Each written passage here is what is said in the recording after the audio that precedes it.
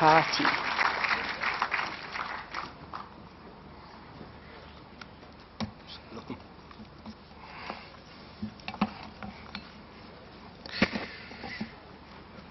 נשיא המרכז הבינתחומי, פרופסור רייכמן, יושב ראש הכנס, פרופסור מינץ, ראש הממשלה לשעבר ידידי אהוד ברק, מר משה פדלון, ראש העיר הרצליה,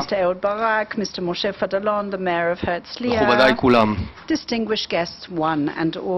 בשבוע האחרון עברנו ימים משמעותיים. אפשר ללמוד הרבה מהם.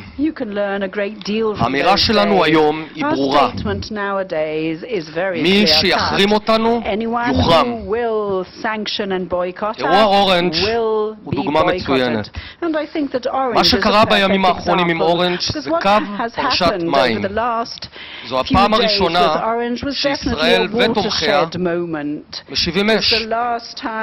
בעקבות פעולה חזקה וקולנית של מיליוני חברים של ישראל ברחבי העולם, יהודים ושאינם יהודים, ראינו היפוך מוחלט של מדיניות באורנג'. רבים מחברינו בעולם נזעקו על העוולה ופנו לאורנג' בבקשה לנתק אותם מהשירות. והלחץ פעל.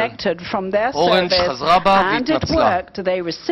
כי עד היום היה נורא קל להכות בישראל, כי לא שילמת על זה מחיר. המצב הזה נגמר. גבירותיי ורבותיי, ידע כל גוף או ארגון או חברה ששוקל להפעיל חרם, מדינת ישראל עברה ממגננה למתקפה. נכה בחזרה את תוקפינו. מי שיחרים יוחרם, מי שיתקוף יותקף. כי פעולת החרם היא פעולה קשה, אבל היא פועלת לשני הצדדים. עשרות מיליוני אוהדי ישראל בעולם הם בעלי כוח קנייה וגם כוח חרם לא מבוטל. וכמו שהפעם הם עמדו לצידנו, כך יהיה ביתר שאת בפעם הבאה. ואחזור באנגלית. Let it be clear to any company or organization that's considering boycotting us. We will hit back. We will attack our attackers. We will boycott our boycotters. He is repeating what was said. The boycott weapon is a double-edged sword. If you're thinking of boycotting Israel, keep in mind that there's tens of millions of Israel supporters around the world, Jews and non-Jews, with considerable buying power and boycott power. Whoever boycotts Israel will be boycotted. Whoever hits Israel will be hit back. We will no longer remain silent.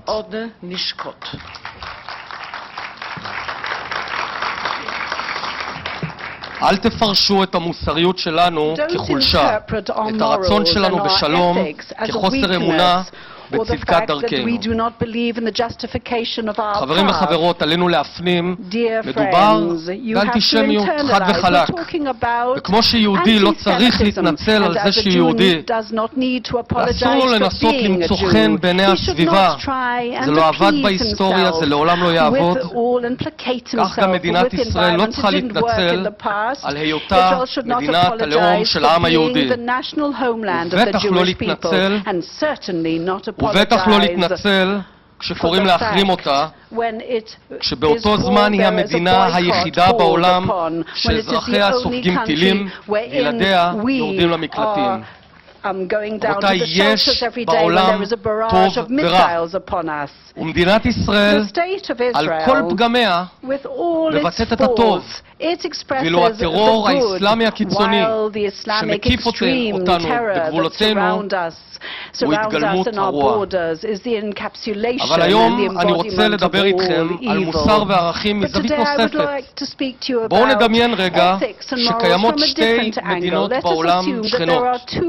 מדינה אחת דמוקרטית, מדינה שבה יש שוויון בין אזרחיה, זכויות מלאות לנשים ולמיעוטים.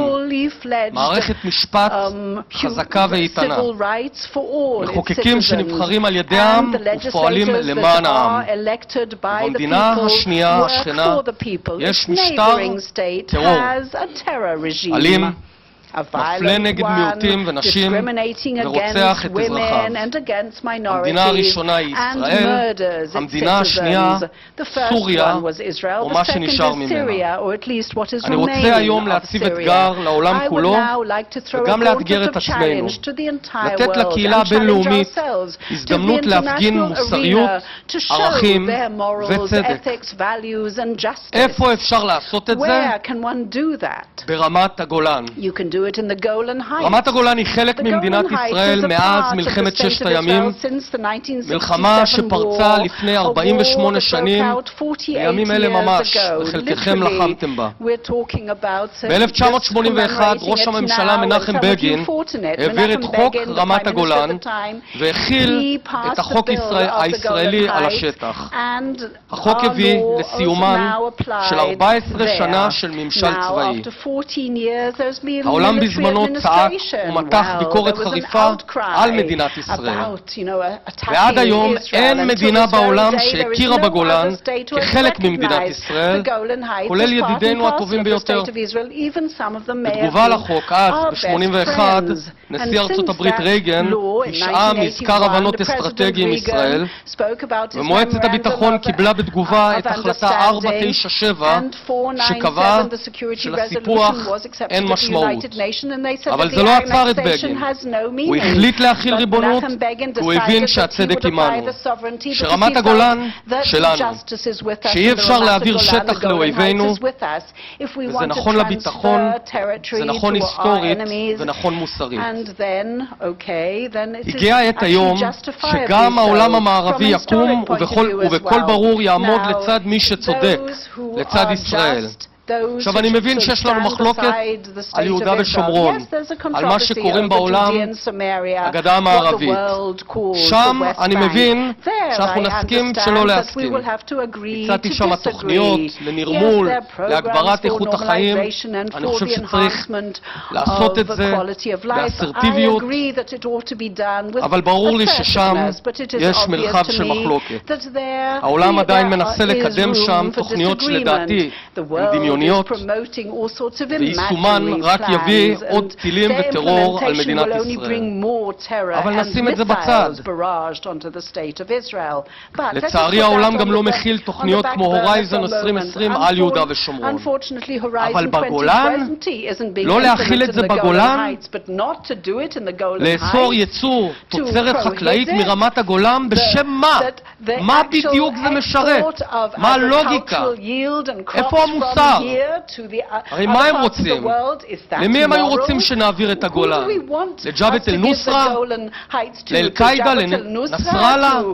לאסד שטבח 200,000 מאזרחיו? למי?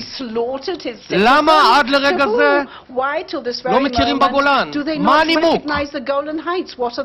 עכשיו היום ברור שלו היינו מקשיבים לעולם, היינו מוותרים על הגולן לפני שנים, ודאעש היה שוחה ברגע זה ממש בכנרת.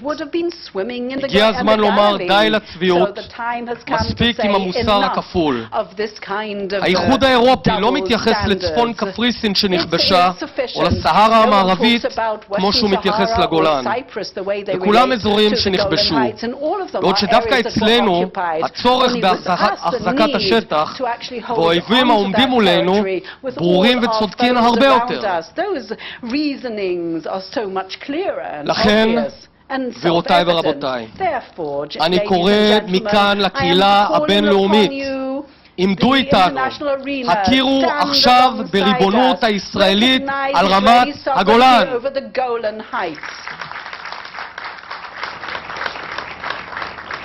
לאחר 48 שנים הגיע הזמן לעשות צדק ולבלום את כוחות האסלאם הקיצוני המטורף המתדבקים על גבולנו הצפוני. תבחרו, זה או ישראל או דאעש, או דמוקרטיה שבוחרת את ראשיה, או ארגון ברברי שעורף ראשים. כי בגולן אין מה שקוראים לו כיבוש. בגולן אין איש שטוען להפרת זכויות אדם, לפחות בצד שלנו. כי ההפרה היחידה של זכויות אדם היא בצד המזרחי, מעבר לגבול. הגולן נמצא בקונצנזוס כמעט מלא במדינת ישראל. שני המועמדים לראשות הממשלה בבחירות האחרונות נשבעו אמונים לגולן. לכן אני פונה לעולם, השמיעו את קולכם. אתם יכולים להראות שאינכם צבועים. זו הזדמנות להעביר מסר חשוב לאזור כולו ולמשטרים האלימים שקיימים פה. ואני קורא גם ליושב ראש האופוזיציה חבר הכנסת יצחק הרצוג ולידידי חבר הכנסת יאיר לפיד, בואו נתאחד כולנו סביב רמת הגולן, סביב הנושא. נפעיל יחד מערכה בינלאומית שתיתן לישראל לגיטימציה להביא סוף סוף להגדרת גבולה הצפוני. נמשיך להתווכח על יהודה ושומרון ועל החמאס, אבל בואו לא נתווכח על הגולן ועל דאעש. אבל גבירותיי ורבותיי, חייבים להגיד את האמת גם פנימה לתוכנו. אנחנו בממשלת ישראל חייבים להסתכל במראה. למה 48 שנה אחרי, מאז ששחררנו את הגולן, יש רק 23,000 יהודים ברמה? יישבנו את הגולן רק כמו כמה כפרים בטוסקנה. למה אין שם עוד 50,000 יהודים? אנחנו חייבים להציב את ההתיישבות ברמת הגולן כאתגר לאומי לשנים הקרובות. כמו שישראל ידעה לבנות את המוביל הארצי במאמץ לאומי, ככה אנחנו תוך השמת תשתיות וייצור שורה של תמריצים בתחום הדיור, התעסוקה והחינוך יכולים לעשות את אותו דבר. אסור לנו להסיר את עינינו מהמטרה, והמטרה היא זאת: 100,000 יהודים ברמת הגולן תוך 5 שנים. זה בהישג ידינו.